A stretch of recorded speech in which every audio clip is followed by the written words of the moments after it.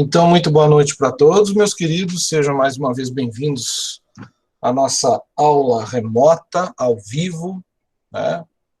Muito legal trabalhar com vocês dessa forma, tão legal quanto presencial, pelo menos eu acho, né?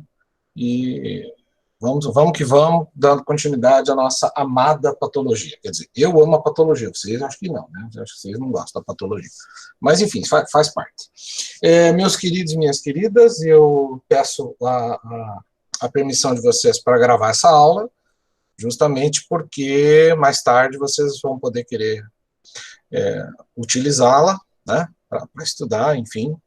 E é sempre bom ter aí a aula relembrando o que a gente disse, o que a gente explicou para vocês. Hoje, no finalzinho, nós vamos abrir para algumas perguntas e respostas, então solicito a autorização de vocês para gravar a mesma. Aguardando a vossa autorização.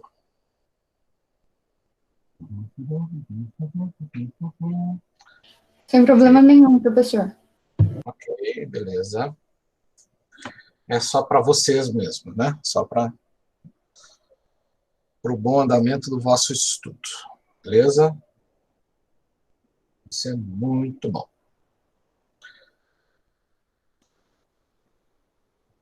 Então, vamos dar início, então, continuando a aula de ontem. Lembrando que a patologia é um assunto muito vasto, um assunto que abrange muito conhecimento prévio, muita dedicação em relação a conhecimentos de fisiologia, anatomia, como a gente já havia comentado com vocês, né? Tem alguém sem identificação querendo entrar na aula, então não pode, né? Muito bem. Então, como a gente estava discutindo ontem, né, a lei de Starling, só recapitulando antes de dar continuidade, é a lei que obedece seriamente o princípio de Le Chatelier, que é o princípio da fuga ante a força, ou seja, o princípio de Le Chatelier, ele tem como principal característica o fato de você ter um sistema em equilíbrio, e esse sistema, por força, entre aspas, né, por força aplicada a esse sistema, você vai facilitar uma atividade e dificultar outra. Lembrando que um sistema em equilíbrio sempre é aquele do estilo toma lá da cá, né? Então, o esquema toma lá da cá é aquele que você sempre se mantém em equilíbrio, né? Uma reação dá continuidade a outra. Então, é um sistema que não tem fim, é uma reação que não tem fim, né? A reação em equilíbrio, um sistema em equilíbrio, ele nunca tem fim. Nesse caso, enquanto, por exemplo, você desmonta uma determinada reação, os produtos desse desmonte reagem entre si e se montam de novo. Então, fica o toma lá, da cá, toma lá, da cá. Isso é uma forma, digamos assim, fácil de você entender um sistema em equilíbrio. Então, o nosso corpo sempre se mantém, procura, na medida do possível, se mantém em equilíbrio. No momento que a gente sofre um processo de infecção, ou seja, a entrada de um agente patogênico no corpo, esse equilíbrio será desfeito. Então, o organismo reage, responde à altura, né, seguindo fielmente o princípio de Le Chatelier, né? E quando esse sistema afetado, esse sistema que estava em equilíbrio, é desequilibrado por um processo infeccioso, né, ele vai responder na forma da inflamação, por exemplo, né? Então, no quadro de ontem, a gente terminou aqui o quadro da aula de ontem, onde, recapitulando, uma injúria, ou seja, uma lesão, uma estrutura, um agente patogênico que tenha provocado o desequilíbrio no sistema em questão, esse agente patogênico, ele evidentemente vai induzir o corpo a responder para tentar resolver o problema que está acontecendo, né? Então, as injúrias, o processo de infecção, de invasão, de infecção de agentes patogênicos, vai induzir, nesse caso, a vasodilatação para que haja uma grande capacidade do organismo, através da circulação sanguínea, né, através da circulação sanguínea, entrar no sistema que está sendo afetado, e através dessa entrada, esse sangue em grande circulação, ele vai aumentar a temperatura do local, perdão, mediante a vasodilatação, vai induzir o teu corpo a responder com limpeza, destruição dos inimigos, mediante a chamada lei de Starling, ou seja, a tua pressão, que vai induzir o sangue a extravasar líquido e vasos e glóbulos brancos no local, né, tudo induzido por mediadores mediante a resposta correspondente a uma injúria, uma lesão em questão. Vamos adiante, então, recapitular do que a gente discutiu ontem. Então, vamos adiante para poder melhorar a compreensão deste mecanismo. Muito bem. Então, nesta ilustração aqui, fazendo uma simulação microscópica no interior do vaso, lembrando que isso que eu estou marcando aqui em azul é a parede do vaso sanguíneo. Tá? Isso aqui é a parede do vaso.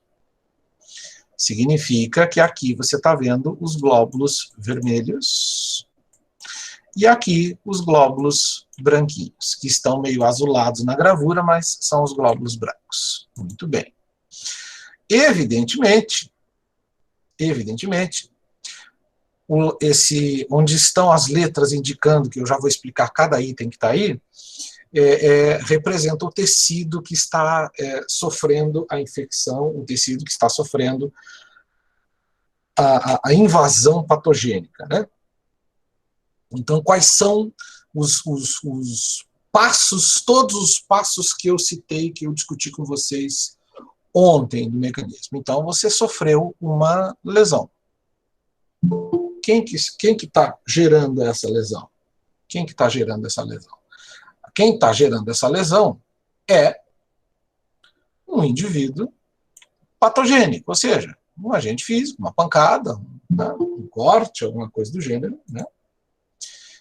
Uma intoxicação, né? Você pode ver aqui um agente químico, ou os famosos micro-organismos, né? Vírus, bactérias, fungos, protozoários, patati, patatá, piriri, pororó. Então, essa lesão induz, inicialmente, a primeira resposta detectada pelo sistema nervoso. O sistema nervoso avisa, ó, invadiu, entrou alguém lá. Então, nós vamos gerar vasodilatação. Para quê? Ou seja, o diâmetro do vaso sanguíneo tende progressivamente a aumentar. Então, nesse sentido aqui, esse vaso sanguíneo ele vai dilatar, ele vai aumentar gradativamente. Então, aqui ele está maior, está mais dilatado do que aqui, nesta área, mas é para subentender que ele vai provocar essa dilatação progressiva. Então, essa dilatação é progressiva, ela vai acontecer ao longo do processo, justamente porque essa vasodilatação ela é importante para que o fluxo de sangue no local aumente. Justamente porque é justamente no sangue que estão principalmente os glóbulos brancos. Mas esse mecanismo, ele não é o mecanismo único, a vasodilatação é o ponto de partida. Então, com a vasodilatação, vai ter aumento do fluxo de sangue. Legal. Então, a quantidade de sangue que vai circular naquele local é uma quantidade bem maior do que nos tecidos que não estão lesados, né? E com isso, com essa dilatação, haverá a formação das famosíssimas trabéculas ou hiatos endoteliais que a gente discutiu ontem. O que eu brinquei com vocês e chamei de buraquinho da parede do vaso. São esses espaços que vão acontecer, que eu estou marcando aqui, são esses espaços que acontecem entre as células da parede do vaso sanguíneo. Então, com isso, tu começa a liberar plasma, começa a liberar linfa, começa a liberar líquido, né? Ainda não suficiente para que haja o fenômeno da diapedese, recapitulando o que eu falei ontem. Diapedese é a migração do glóbulo branco, de dentro do vaso sanguíneo para o tecido, Aqui, nesse caso, você está vendo a representação esquemática do glóbulo branco fazendo a diapedese, ou seja, ele se infiltra mediante a libertação de fluido, ele vai pegar carona e vai começar a sair. Mas para acontecer isso, tem que haver a sinalização química, ou seja, então tu vai liberar ali prostaglandinas, como eu falei ontem, praticinas, citocininas, interleucinas, tu vai liberar sistema complemento, que nós vamos discutir hoje ainda, né? Então tu vai liberar uma série de sinalizadores que induzem o processo da diapedese, que é isso aqui que eu estou marcando com um X, ó. Aqui é a diapedese. Tá? Então, essa sinalização química induz, é um sinal químico que atrai, vamos dizer assim, é um sinal químico que atrai o glóbulo branco para a área lesada. Né? Então, o sinal químico que atrai o glóbulo branco para a área lesada, a gente chama de quimiotaxia. Quimiotaxia é uma orientação pela liberação de substâncias químicas. Eu vou dar um exemplo prático para vocês, um exemplo de, vamos dizer assim, um exemplo de cotidiano, né? Então, se alguém, por exemplo, se alguém está assando um churrasco, tá? Se alguém está assando um churrasco, aquele cheiro maravilhoso do churrasco, quando você sente o cheiro, você consegue perceber de qual direção este churrasco, esse cheiro está vindo. Né? Então, vamos supor que a gente esteja na sala de aula com todos os alunos. E aí uma pessoa que não está bem do intestino, solta um pum lá, solta um pum. Então, aquele cheiro vai estar num determinado local da sala. Então, você vai perceber, está do lado direito. Você pode ver que todo mundo sai daquele local. Né? Normalmente, a pessoa que peidou também sai junto. Então, mas você vai... Claro que ela não vai ficar ali sozinha para se denunciar, evidentemente. Então, nesse caso, você está sofrendo um processo de quimiotaxia, ou seja, orientação pela química, orientação por substância química eliminada. O cheiro é uma quimiotaxia. Né? É uma forma de quimiotaxia. Aqui, os sinalizadores químicos, eles atraem, eu vou falar uma bobagem aqui, eles atraem os glóbulos brancos pelo cheiro, vamos dizer assim. Então, esses mediadores, principalmente as prostaglandinas, são os mediadores que atraem os glóbulos brancos. Então, esses glóbulos brancos, por diapedese, que é o fenômeno de passagem, onde o glóbulo branco atravessa a parede do vaso, é a diapedese, ele atravessa porque ele está sentindo, vou falar bobagem de novo, ele está sentindo o cheiro, né, entre aspas, da lesão, que são os mediadores. Então, ele vai se comunicar com esses mediadores. A partir do momento que você tem, então, por quimiotaxia, os mediadores chamam, entre aspas, os glóbulos brancos para a diapedese, porque assim eles saem do vaso sanguíneo e caem no local que está sendo atacado por qualquer um dos mecanismos que a gente citou aqui em cima, né? Então, esses glóbulos brancos, então, vão começar a te defender. Vão começar a fazer a fagocitose que a gente comentou ontem, tá? E com isso, o teu corpo inteiro vai responder, logicamente vai depender do tamanho da lesão. O teu corpo inteiro não precisa reagir normalmente a uma espinha. Né? Você tem uma infecção lá, entrou bactéria, baixou um pouco a tua imunidade, a bactéria se reproduziu debaixo da tua pele e formou uma espinha. Legal. É um processo inflamatório, como todos os que a gente está discutindo. Mas não chega a ser um processo inflamatório de ordem sistêmica, como é uma pneumonia, como é uma infecção de garganta, como é uma infecção de bexiga. Enfim, a resposta sistêmica, evidentemente, será proporcional à lesão gerada pelo agente patogênico. Que tipo de lesão, qual órgão que esse agente patogênico está atacando. Né? E com isso você vai ter a mais liberação de prostaglandina e por essa razão tu vai ter os sinais cardeais. O calor, o rubor, o edema ou tumor, a dor e a perda da função. Se a resposta for sistêmica, aí o calor você não vai chamar de calor, você vai chamar de febre.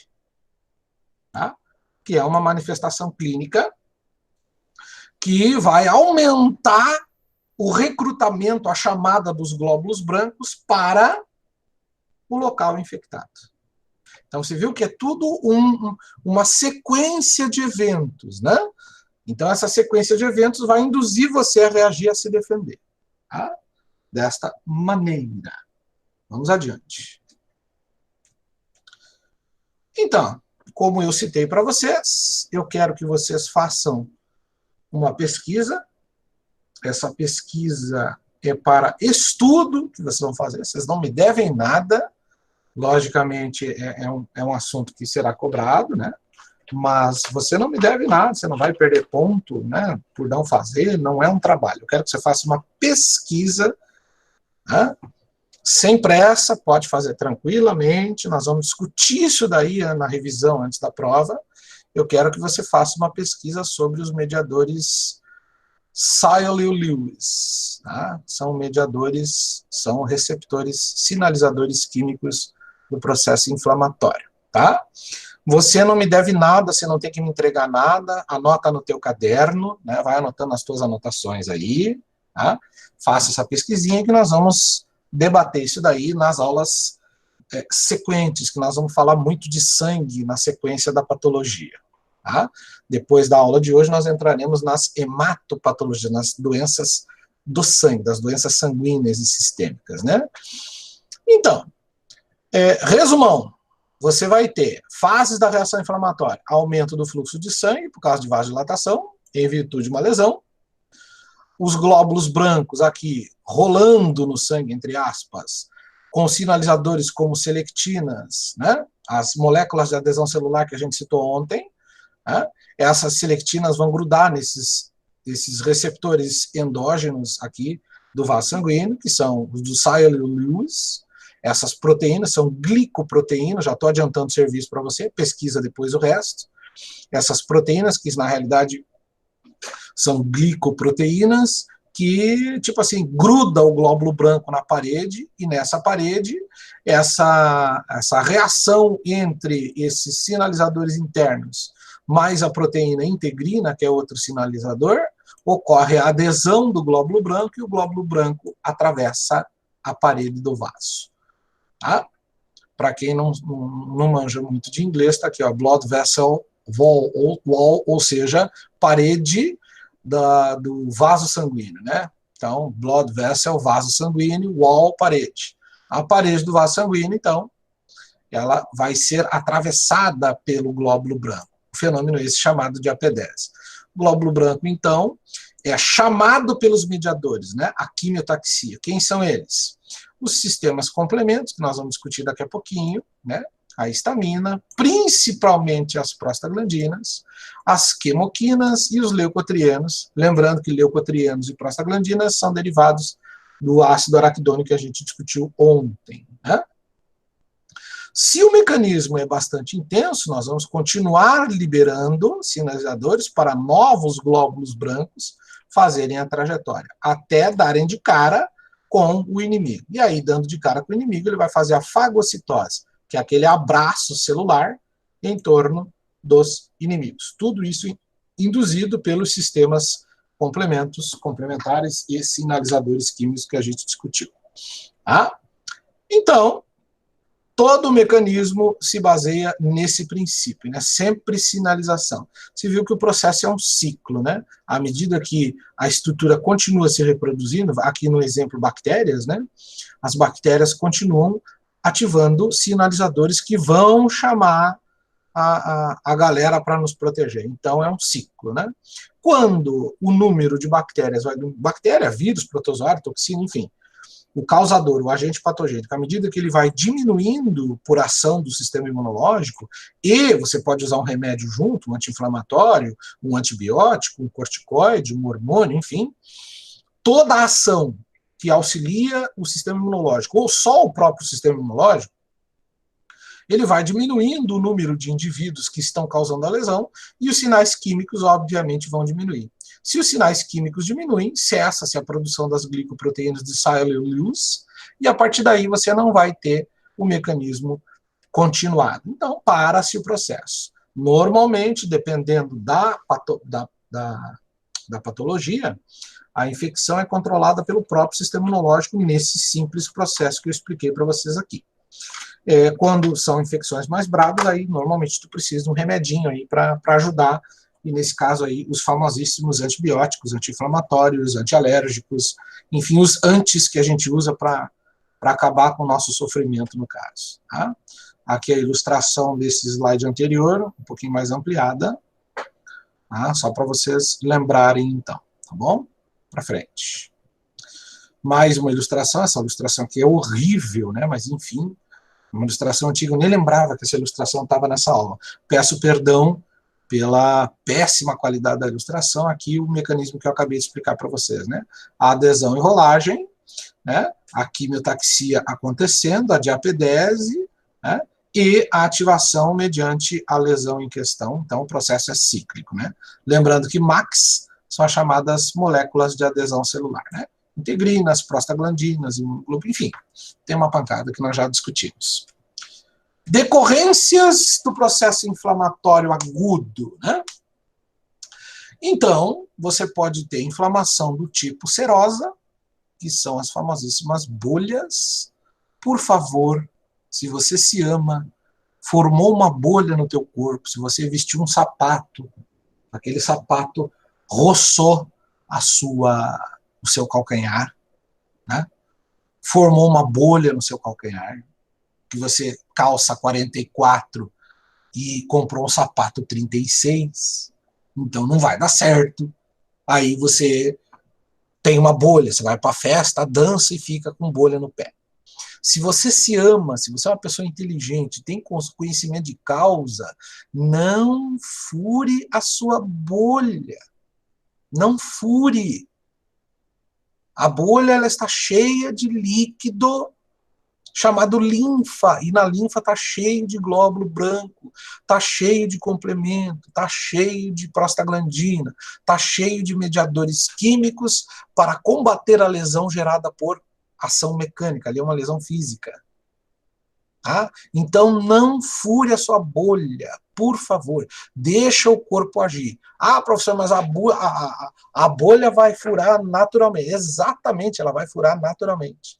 Então, se ela fura naturalmente, é sinal que o tecido interno que for lesado pela ação mecânica, ele já foi reconstituído. Então, o tecido que reveste a bolha, ou seja, a serosa, esse tecido que reveste a bolha, ele morre e aí a bolha extravasa. Se ela furar naturalmente, sem você forçar, não tem problema. Agora, se pegar uma agulha, né, um palito de dente, né, uma ponta de uma faca e furar uma bolha, você realmente precisa de um tratamento psiquiátrico se você faz um negócio desse. Tá? Não faz isso. Quando você tem inflamação do tipo fibrinosa, você pode ter uma inflamação em torno do teu intestino, a peritonite, e em torno do teu coração, a pericardite. São inflamações do tipo fibrinosas, né? Então, inflama o peritônio, que é a serosa que reveste o intestino, né? Então, há uma comunicação desse processo inflamatório com o próprio intestino, e a inflamação purulenta, flogística ou supurativa, que é todo o processo inflamatório que forma pus. Então, o nome bonitinho para o pus é inflamação purulenta, supurativa ou processo flogístico. Muito bem. O que é o diabo do pus, professor? Vou fazer o desenho aqui para explicar para você aqui. Ó. Então, aqui você tem um glóbulo branco. Tá? O núcleo dele aqui. Legal. E aqui você tem um monte de bactéria. Tá? As bactérias aqui. Show. Então, lesão, mediador, quimiotaxia, vasodilatação, diapedese, migração. Legal. Então, este glóbulo branco vai sofrer o seguinte mecanismo. Ele vai, miserável, ele vai, prefiro um quadro de giz, mas tudo bem. Ele vai propagar a estrutura celular, o pseudópodo que eu expliquei no começo da aula de ontem, e vai abraçar esse conjunto de bactérias aqui, até que esses dois bracinhos, os pseudópodos, se unam entre si. E quando eles se unem entre si, essa figura que você está vendo, que eu vou apagar aqui agora, ela vai ficar desse jeito aqui. Ela vai ficar desse jeito aqui. Então, tá lá o núcleo, e aqui você tem um fagossoma, com as bactérias, no exemplo que eu dei, todas dentro da célula. Eu acho que vocês entenderam. Esse fenômeno é a famosa fagocitose. Então, gerou fagocitose. Aí, esse mesmo glóbulo branco, como já vai destruir essas células aqui, essas bactérias que eu estou fazendo com o X aqui, esse glóbulo branco encontra um outro grupamento de bactérias aqui. Então, o que ele faz? Quimiotaxia, blá, blá, blá, blá, blá, blá, fagocita. Resultado, vai ter 2 fagossomos, 2 vacúolos digestivos dentro dele, cheio de bactérias. E assim sucessivamente. Ele vai comendo, comendo, comendo, comendo, comendo, comendo, comendo. Vai chegar uma hora que esse glóbulo branco matou, comeu tanta bactéria, que ele está com tantos vacúolos cheios de bactérias, que não tem mais espaço para esta célula sobreviver. Então ele está cheio de vacúolos de tantas fagocitoses que ele fez. Resultado, esta célula então entra em colapso, apoptose, morre, as bactérias aqui já foram todas mortas, e toda essa estrutura, quando ela explode, ela vira aquela gosma legal que você chama de pus. Então o pus nada mais é do que tecido morto com glóbulos brancos, linfa, glóbulos brancos, principalmente macrófagos, neutrófilos, né? Glóbulos brancos mortos, cheios do inimigo que ele comeu. Então, na realidade, eles morrem e explodem. Todo esse conjunto forma o famoso pus. E isso caracteriza a inflamação purulenta de algumas infecções, né? Muito bem. Normalmente, quando se cessa o processo inflamatório, dependendo da lesão, dependendo do tempo, dependendo de uma série de fatores, pode aparecer pequenas feridas ou grandes feridas, como eu falei, depende do tecido, depende da estrutura, e essas feridas são chamadas de úlceras. Você pode ter úlcera purulenta ou supurativa, pode acontecer. Tá? Um exemplo clássico de úlcera por lesão química ou lesão mecânica, dependendo do caso, ou as duas juntas, né? É a famosa afta. A afta é uma úlcera da mucosa bucal. E é normalmente provocado por aquela sensação que você está com aquela pressa, está nervoso, está comendo, de repente falta aquela coordenação motora, e ao invés de você morder o alimento, você morde o seu lábio, né? Dá aquela sensação agradável, que chega até a sair a aguinha do zóio. Ah, então, depois disso, você está nervoso, está com acidez estomacal, o ácido vai lá, ajuda a corroer a lesão que você já gerou por causa da dentada que você deu ali, e gera aquela afta, aquela coisa agradabilíssima, né? Muito bem. Então, se caso a infecção e o processo inflamatório forem de natureza sistêmica, o primeiro sintoma é a febre. O aumento do número de glóbulos brancos no sangue. Relembrando para vocês, não sei se alguém já falou para vocês, talvez eu já tenha falado, também em sala, o número médio de glóbulos brancos, ele fica na faixa aí, o número padrão de uma pessoa saudável, fica na faixa entre 5.000, que horror a minha letra aqui, a 10.000 glóbulos brancos por milímetro cúbico de sangue. Se você rir da minha letra, você vai ter diarreia no final de semana inteiro. Então, quando você tem leucocitose, é sinal que esse aumento do número de glóbulos brancos, ele é maior do que os 10.000. Você vai estar com mais de 10.000 leucócitos no teu sangue. Este fenômeno chama-se leucocitose.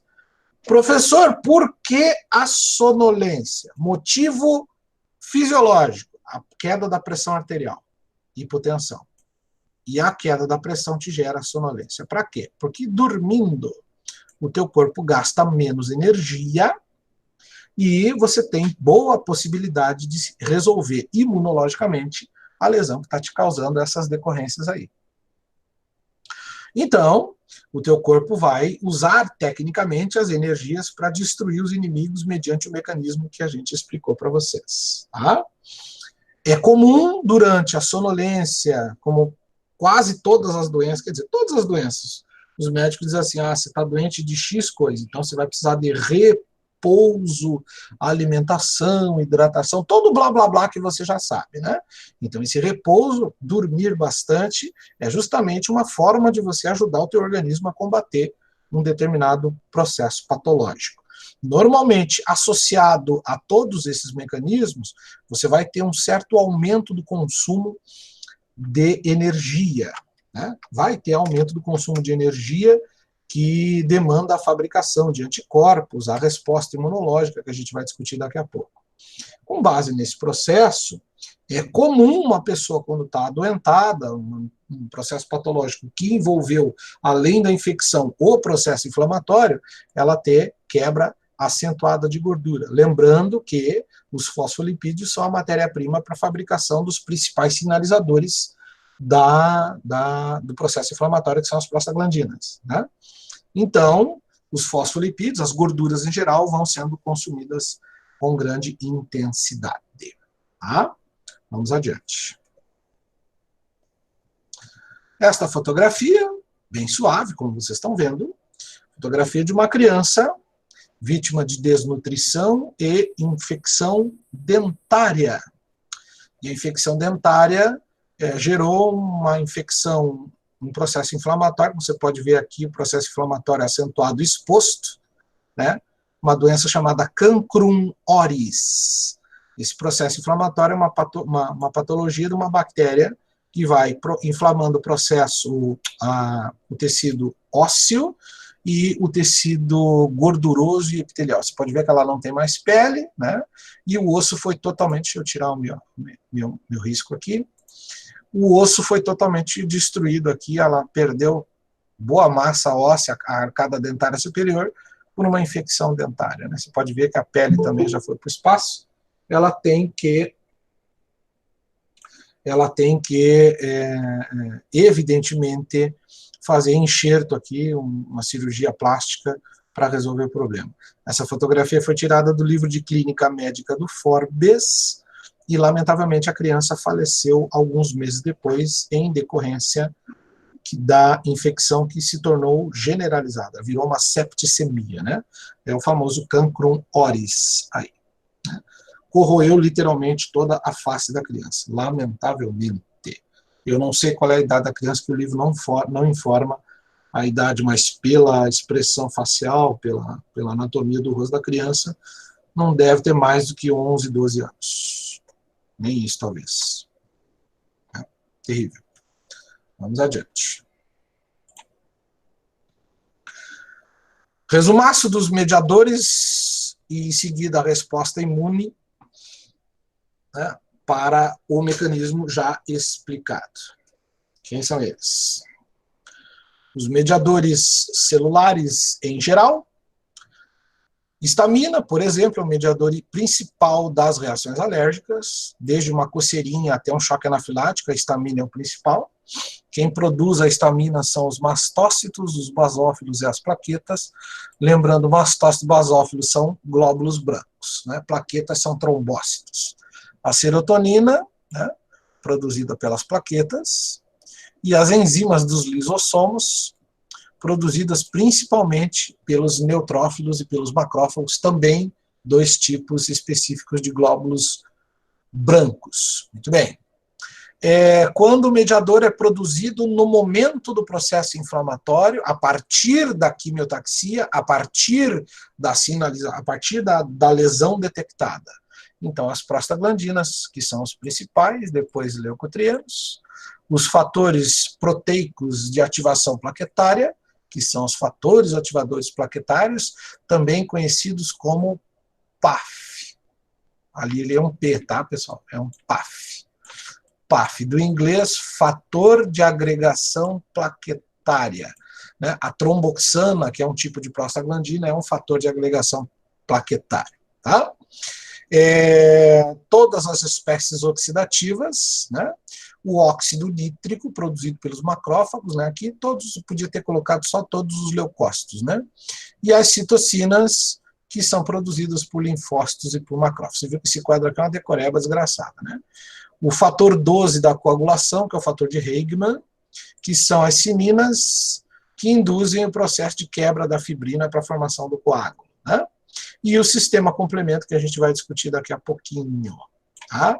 Esses dois mecanismos aí, essas duas origens, o segundo principal órgão do corpo, que é o fígado, e as demais células são os produtores dos mediadores que induzem a resposta do processo inflamatório, independente da lesão em questão. Tá? Tudo aí vai mais depender da virulência e do tipo de lesão que foi provocado por produzir determinados mecanismos. Por exemplo, vamos imaginar na saliva de um pernilongo entrando no teu corpo.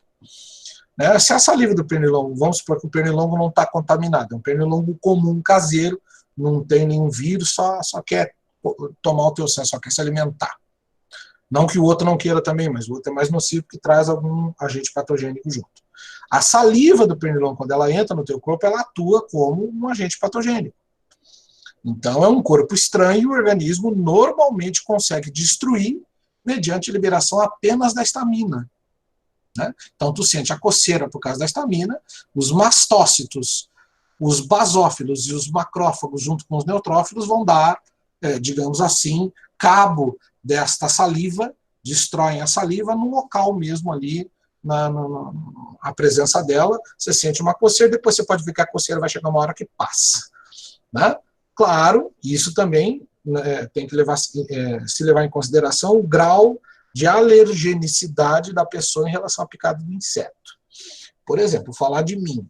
Eu, quando sou picado, por exemplo, um borrachudo, né, parece que os meus glóbulos brancos eles entram em revolução, né? Porque a quantidade de histamina que eles liberam no local da picada é uma coisa tão grande que chega a me doer. Eu sinto dor, coceira, dói, incha, fica uma coisa tenebrosa. O borrachudo é um bicho do inferno, né? Enfim, tem gente que vai pescar no meio do mato, fica sendo comido vivo pelos insetos e fica de boa. Então aí depende do grau de alergia da pessoa também, o que é um processo quimiotático, ou seja, é uma quimiotaxia. A pessoa então vai ter uma capacidade de liberar histamina dependendo do caso. Então cada pessoa é um caso à parte. Todas elas vão liberar histamina. Alguns liberam poucos, o organismo é um pouco mais resistente à presença do agente, né? Ou alguns liberam muito e aí vem a reação alérgica. Conheço pessoas que são alérgicas, por exemplo, à picada de abelha. Essas pessoas liberam tal quantidade de histamina que o sistema se torna sistêmico. Então a pessoa morre, tem parada cardíaca por excesso de liberação de histamina, né? Então isso também tem que ser levado em consideração. Tá? Vamos para frente. Então, a gente falando aí dessas aminas, né, principalmente a histamina, as aminas vasoativas, né? A mais conhecida é a histamina. Então, quando você levar uma picada de inseto, ou você vai caminhar ali na Paraná, e você vai caminhar na Paraná, você está sendo atacado pelos insetos ali, que é um horror caminhar naquele negócio ali sem um repelente, né? Ou tu usa o repelente, ou se tu não usar, tu volta para casa e vai usar uma pomadinha anti-picada de inseto. A pomada mais eficiente contra a picada de inseto, né, picada superficial, né, borrachudo, pernilongo, essas coisas, é justamente o cloridrato de isotipendil. Isotipendil. Vou escrever o nome aqui para quem sofre de picada de inseto. Pode comprar em qualquer farmácia, porque não tem nem tarja vermelha. É um medicamento extremamente eficiente e, para nossa felicidade, não tem genérico. O nome de medicamento que inibe com grande eficiência a ação da histamina num processo alérgico de picada de inseto, ele se chama Andantol. É muito gostoso escrever com o mouse, chega a doer o pulso. Aí, então a pomadinha chama-se Andantol, é um gel, não é uma pomada, é um gelzinho, né? Tiro e queda, né? Medicamento bem interessante, bem bloqueador de liberação de histaminas e aminas vasoativas, né? Essas aminas, então, induzem o processo quimiotático, e esse processo quimiotático ele é mediado pelos fatores de agregação plaquetária, os agentes físicos, o sistema complemento, as citocinas e os neuropeptídeos, aí, as proteínas indutoras denominadas proteínas que ativam a ação dos neurônios receptores da dor, né? Mais especificamente prostaglandinas. Muito bem. Vamos para frente. Sistema complemento é mais ilustração do que outra coisa, né? Para nós aqui da patologia, vocês vão lidar com o sistema complemento com mais intensidade na disciplina de imunologia. Eu não sei se sou eu, se é o Jackson que vai dar aula dessa disciplina. Enfim, cada semestre é uma adequação dos professores para lecionar a disciplina, então a gente não sabe. De qualquer maneira, o sistema complemento está dizendo ele complementa a ação de anticorpos, né, e de ações quimiotáticas na resposta da defesa do corpo, né? O destaque dos sistemas do sistema complemento são proteínas específicas que vão gerar uma série de mecanismos nessa resposta. Por exemplo, vão facilitar a diapedese dos glóbulos brancos, né? Porque aumenta a permeabilidade dos vasos sanguíneos, né? Este aqui é sinalizador direto, né? Ele induz, chama, né, monócitos neutrófilos para o local da infecção. O sistema complemento C3b, mais conhecido como opsonina, ele gera um fenômeno chamado opsonização. Professor, o que é a opsonização? É o conjunto de ações, tá, do anticorpo em relação a um determinado agente patogênico. Bactéria, por exemplo. O anticorpo pode coagular a bactéria, ele pode perfurar a parede da bactéria, ele pode dissolver a bactéria, ele pode explodir a bactéria. Essas ações que eu falei, em conjunto, são, com o sistema complemento, as opsoninas, recebem o nome de opsonização. Em resumo para você, a opsonização é a ação de anticorpos contra agentes patogênicos, ou seja, a ação do anticorpo contra o antígeno, que é o agente patogênico em questão. E o complexo de ataque das membranas, né, que são MACs, né, moléculas de adesão celular, são as células, são as proteínas, perdão, que induzem a quebra da célula e induz a produção das prostaglandinas na cascata do ácido araquidônico que eu mostrei para vocês ontem. Tá? Muito bem, vamos para frente. Então, isso aqui é decoreba, né? Vamos lá. O sistema complemento, para produzir complemento, nós temos 3 vias. Isso aí eu vou deixar para vocês pesquisar. Não vou cobrar isso aqui é só ilustração. Isso aqui eu não vou cobrar agora na patologia, mas só a função do complemento, né? Recruta as células, quimiotaxia, opsoniza os patógenos e provoca a morte dos patógenos, né? Então, isso aqui é mais para imunologia do que patologia. Na imuno vocês vão trabalhar detalhes da via clássica, da via da lectina e da via alternativa de produção dos sistemas complementos na imunidade, tá bom? Então aqui é só mais para registro. Nossa, 7h49 já. Quando eu estou com vocês eu não sinto a hora passar. Ui, muito bem. Na semana que vem, na quarta-feira, veremos os antígenos, e, como a gente citou agora, esses antígenos são os indivíduos proteicos, fosfolipídicos, glicoproteicos, ou seja, são estruturas químicas que caracterizam um indivíduo. Então, aqui na ilustração, para encerrar por hoje, nós temos a superfície de uma bactéria, e a superfície da bactéria tem as famosas frações proteicas, ou epítopes. Essas frações proteicas representam o antígeno, ou seja, é uma proteína de identificação. Eu vou falar no português claro. O antígeno é a carteira de identidade do inimigo que entra no teu corpo. Pronto. Então, quando tu tem um antígeno, tu tem os teus próprios antígenos. Vamos pensar. Doação de sangue. Se tu é sangue tipo A, tu tem o antígeno A no teu sangue. Tu tem proteína do tipo A no teu sangue. Proteína do tipo A é a carteira de identidade do teu sangue, é o tipo sanguíneo. Tá? Se tu recebe sangue B, o sangue B que tu recebeu tem anticorpo contra o sangue A. O sangue A tem anticorpo contra o sangue B. Então, nesse caso, se tu está recebendo, é você que produz os anticorpos. O sangue não vai produzir anticorpo. Quem produz anticorpo é o dono do sangue, é o corpo. Né? Então, quando você recebe um sangue B, você que está recebendo sangue, você vai produzir anticorpo contra o A. Por quê? Porque o sangue B é um antígeno que não é quimicamente compatível com os antígenos que você tem no teu corpo. Então, antígeno é uma carteira de identidade proteica, fosfolipídica, glicólise, enfim, uma estrutura química que identifica um determinado indivíduo vivo. A partir daí, nós temos os nossos antígenos e as bactérias, os vírus, etc., têm os antígenos dele.